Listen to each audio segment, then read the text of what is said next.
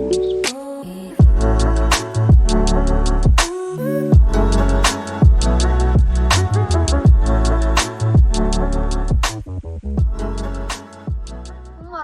wabarakatuh. Perkenalkan, kami dari kelompok 1 tugas manajemen ekonomi manajerial dari MN20J ingin berkunjung ke salah satu usaha UMKM yang ada di Karawang, yaitu Donat Kentang yang berada lokasinya di Sadamalu.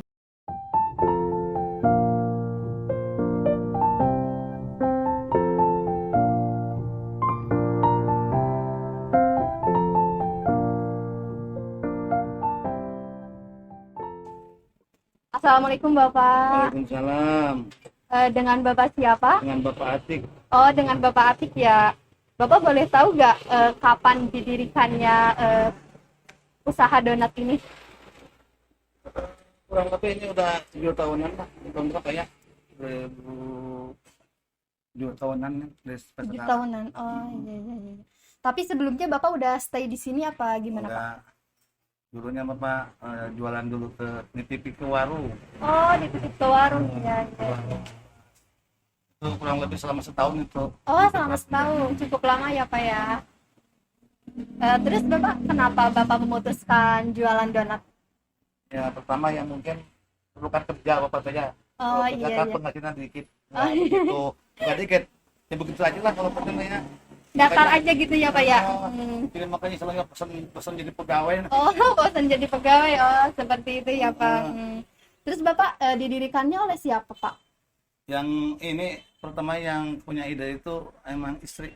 Oh, istri. Dulu istri sekolahnya di Tata Boga, Oh, punya resep. Iya. Saya kembangkan. Oh, seperti itu. Berarti Bapak sendiri sama istri ya Pak ya? Ya Bapak, nanti saya yang akan melanjutkan wawancara yang tadi udah disampaikan Teh Winda Bapak. Iya. Untuk usaha donat ini tuh Pak, ada kayak proses naik turunnya gitu nggak Pak? Kayak misalkan jatuh, rugi gitu Pak?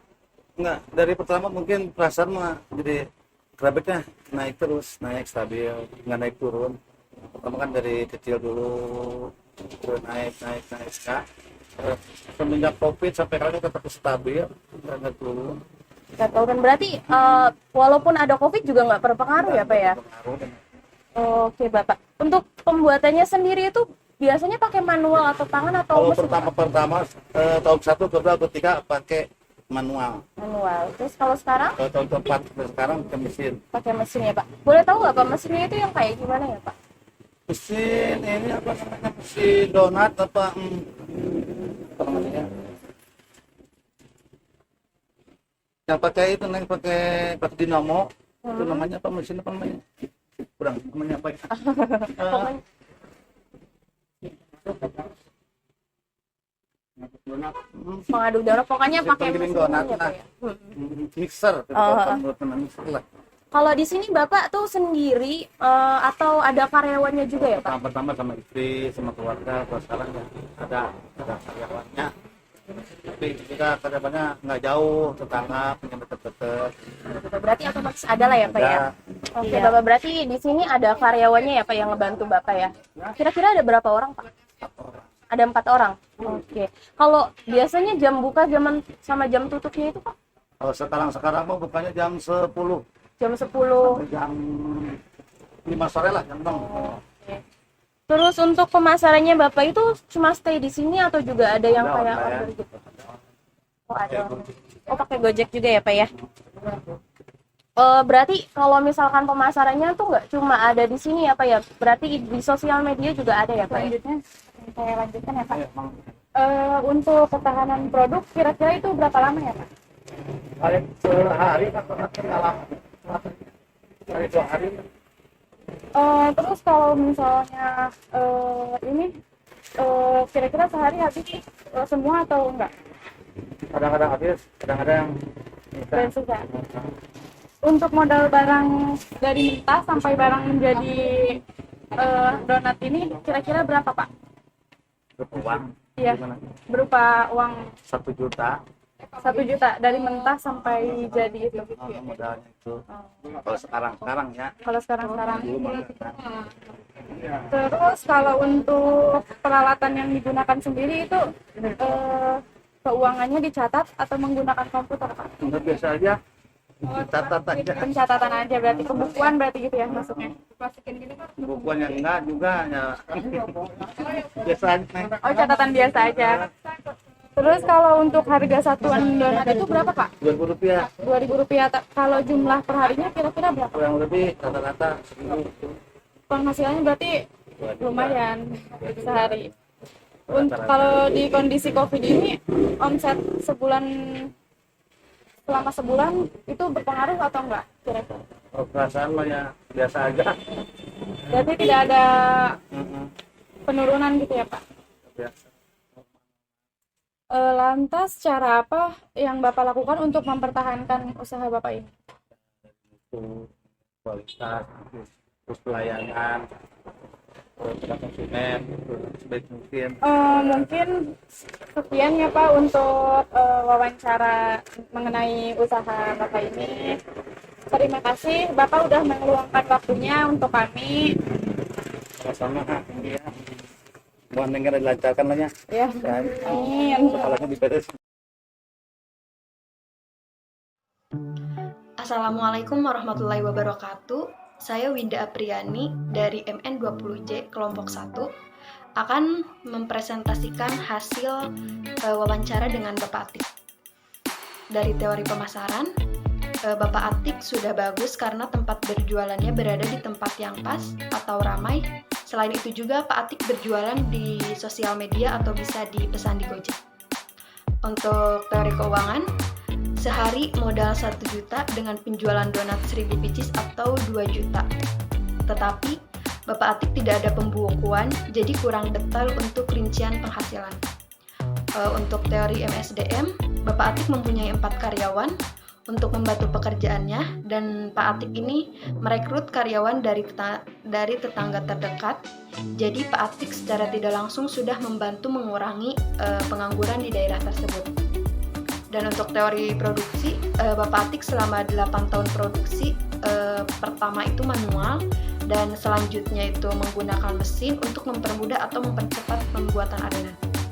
Assalamualaikum warahmatullahi wabarakatuh. Perkenalkan, nama saya Dewi Oktavia dari kelompok 1 MN20J.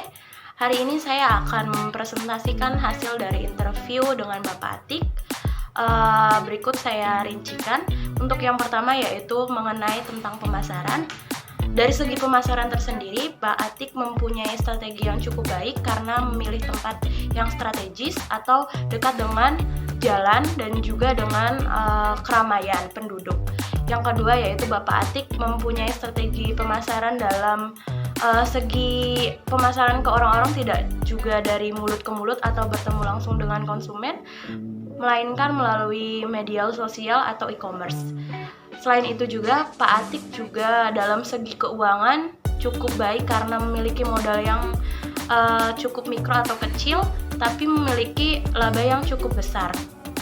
Sayangnya dalam proses keuangan ini Pak Atik tidak menggunakan pembukuan dengan baik melalui manual ataupun melalui komputerisasi, sehingga terjadinya perincian keuangan yang tidak stabil atau tidak diketahui dengan benar berapa laba bersih yang tersedia di usahanya tersebut.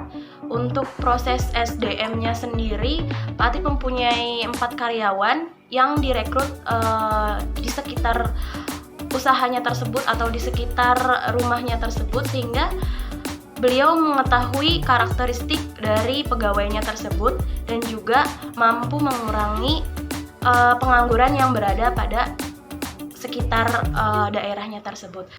Untuk proses produksinya ini atau strategi produksinya tersebut, Pak Atik untuk awal usahanya beliau menggunakan manual atau menggunakan tangan sendiri, tapi karena proses atau peningkatannya produksi, beliau menggunakan mesin agar mempermudah usaha dan juga mencapai target yang sesuai dengan usahanya tersebut. Karena peningkatan pembelian dari tahun ke tahun sangatlah meningkat, sehingga menggunakan mesin dapat mempermudah dan memperlancar produksinya dan juga usahanya beliau. Assalamualaikum warahmatullahi wabarakatuh. Perkenalkan, nama saya Salma Aulia Mulyawati dari kelompok 1 MN20J. Di sini saya akan membahas kesimpulan dari hasil video usaha Bapak Atik.